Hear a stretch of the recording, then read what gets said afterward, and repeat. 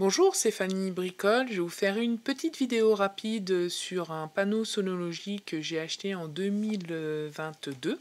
Que maintenant j'ai 2 ans et demi de recul sur ce panneau, donc on va pouvoir regarder un petit peu les chiffres. Ici, on a la production du panneau journalière avec des indications comme des augmentations, des changements de position du panneau solaire ici. Ici, changement de contrat là et là, et augmentation tarifaire ici, ici et là. Voilà, augmentation, toc, toc, toc. Et là, je suis en contrat tempo. Donc en jaune, les journées blanches, en rouge, les journées rouges.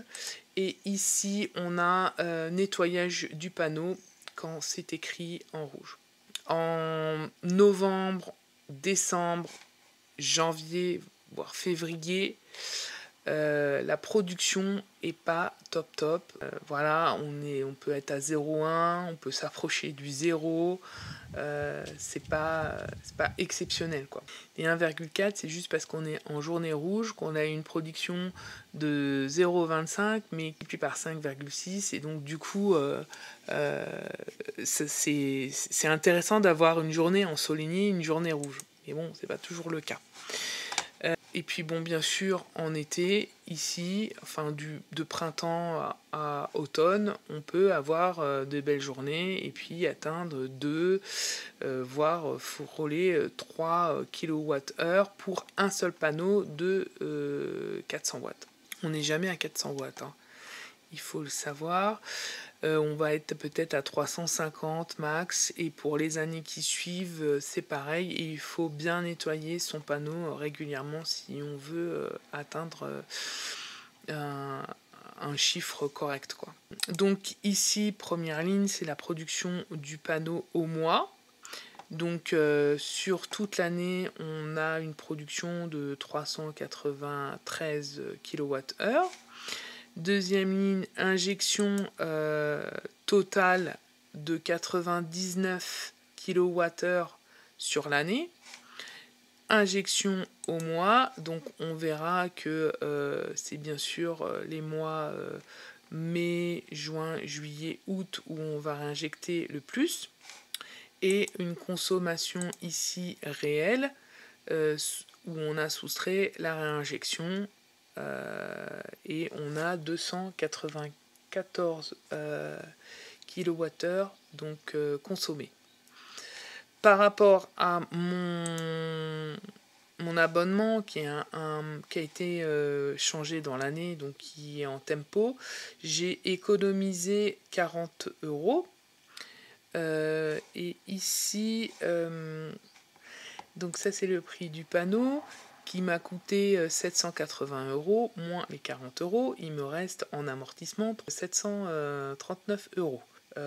Économiser dans les 40 €, ça me fait un amortissement sur 19 ans. Voilà.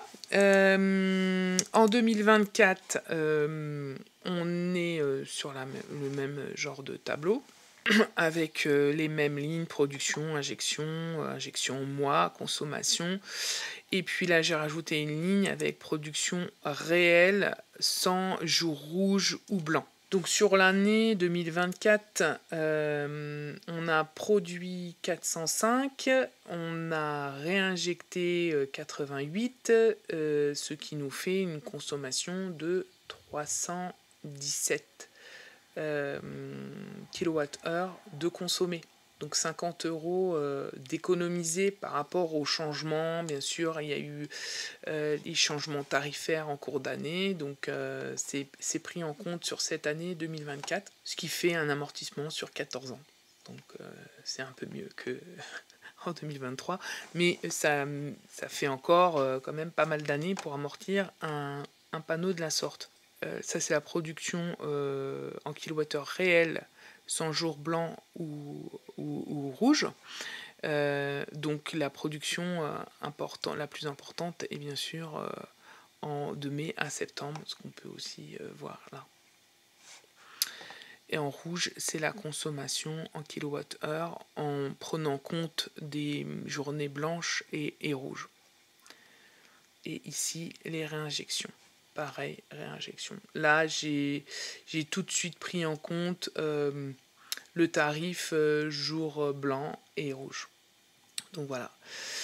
Au jour d'aujourd'hui, les panneaux sont beaucoup moins chers. Donc l'amortissement, il serait beaucoup plus réduit. On serait peut-être pas sur 14 ans, mais on serait peut-être sur, je sais pas, peut-être 8 ans. Parce que les panneaux, ils ont évolué en 2 ans. Ils sont beaucoup moins chers.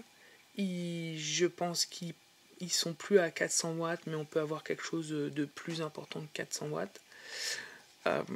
Donc voilà.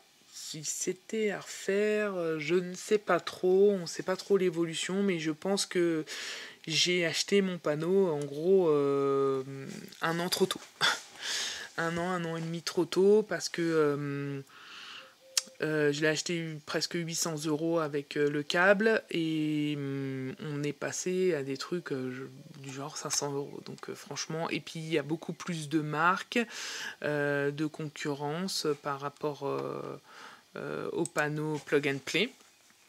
Donc il y a moyen de trouver mieux. Et puis il y a beaucoup de nouvelles technologies avec des petites batteries intégrées. Et c'est presque aussi cher que le panneau que moi j'avais acheté il y a 2 ans. Donc bon, voilà, il faut voir. Là, ça va mettre beaucoup de temps avant d'être amorti. Et d'ici 14 ans, le panneau, si ça se trouve, il marchera à 50% de ses capacités. On ne sait pas trop comment ça va évoluer. Donc bon, je suis mitigée sur ce panneau. Je ne vais pas dire que c'est révolutionnaire, je ne vais pas dire que c'est mauvais, mais voilà. Dans la journée, j'ai pas, voilà, les journées blanches et les journées rouges, elles sont dans des moments où forcément on produit pas beaucoup, donc je suis mitigée sur ce panneau. Voilà, le test est fait. J'avais envie d'en acheter un pour tester, j'ai testé, j'ai vu. J'ai fait pour l'instant un petit peu d'économie, voilà, 90 €. Voilà, j'ai remboursé le câble électrique. Et puis au printemps et en été, ça nous suffit, étant donné que notre talon il est à 0 dès qu'on a un peu de soleil. Donc pour le printemps, été, automne, ça suffit. L'hiver, effectivement, il y aurait des améliorations à apporter. Donc à vous de vous faire votre petite expérience. Et puis si je me souviens bien, on peut mettre jusqu'à 3 kW au sol de panneaux plug and play. C'est super facile à installer quand même, il faut le dire. On les reçoit, on les installe, et puis hop, c'est parti, hein. On consomme notre production tout de suite. Donc ça, c'est sûr que sur ce côté-là, ce genre de station-là, c'est génial, quoi. Que de le mettre sur le toit et de mettre un onduleur et de faire passer le consuel, etc. Donc voilà, mon petit retour d'expérience pour mon autre panneau. Maintenant, je vais arrêter de prendre les productions journalières. Et puis je vais juste regarder en fin d'année ce que j'ai produit, ce que j'ai injecté, pour voir si ça fonctionne bien toujours. Et puis faire juste mon petit calcul d'amortissement. Mais je vais arrêter de prendre au jour le jour. Voilà, là c'était juste pour me faire une petite idée de comment ça fonctionnait. Et voilà. Eh bien, je vous souhaite une bonne journée et à bientôt. Au revoir.